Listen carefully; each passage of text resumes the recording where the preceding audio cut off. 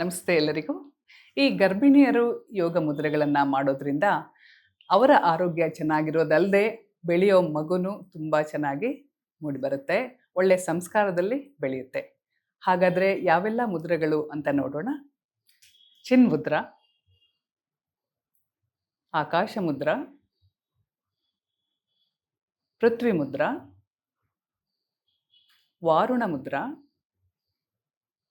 ವಾಯು ಮುದ್ರ, ಶೂನ್ಯ ಮುದ್ರ, ಸೂರ್ಯ ಮುದ್ರ,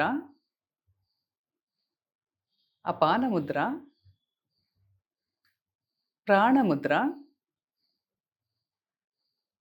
ಯೋನಿ ಮುದ್ರ ಹಾಗೂ ನಮಸ್ಕಾರ ಮುದ್ರ.